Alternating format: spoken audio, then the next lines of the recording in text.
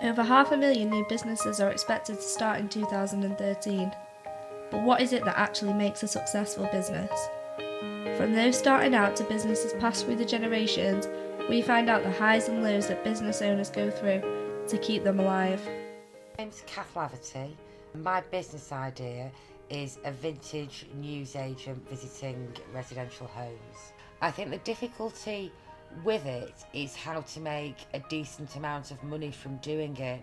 I've thought about going in and providing the service as a lending library, but even if you charge, £1 per loan for each magazine, you'd have to have hundreds of magazines in circulation all the time to be able to make a living wage from it.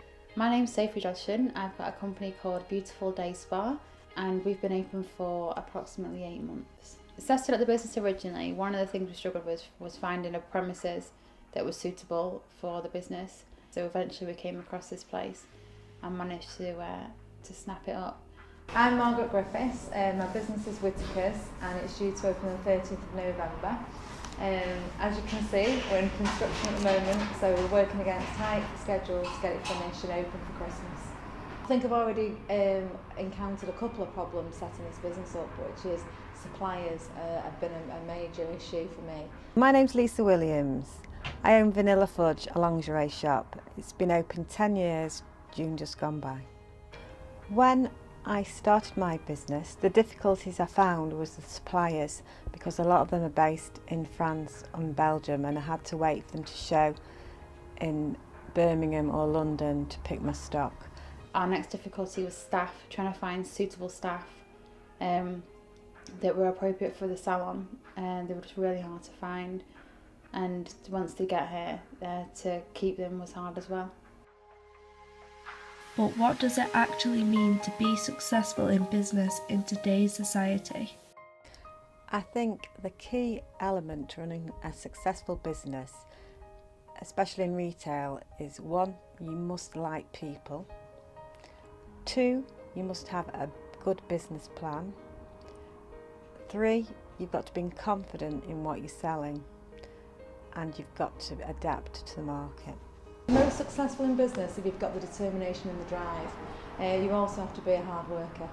I've spent many sleepless nights worrying about suppliers and so forth, and I think if you can give it 110%, it might swallow you up for the first 12 to 2 years, 12 months to 2 years, but I think if you can work hard and determined, nice person, you can get through. I think the most important part about running a successful business is having a totally crystal clear vision of what you want to do, of understanding what it is you want to do, of being able to challenge yourself as to whether this really is something that can make money, and developing a business plan and sticking with it. Key element to having a successful business is being customer focused.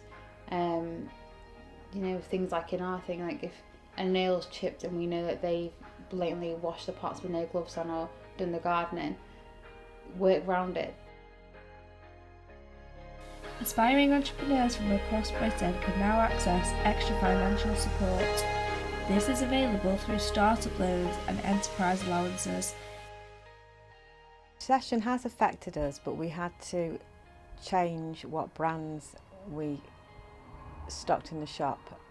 We had to get rid of all the cheap brands and just concentrate on the higher price range, where it's not really affected the sales, because the cheaper end just disappeared.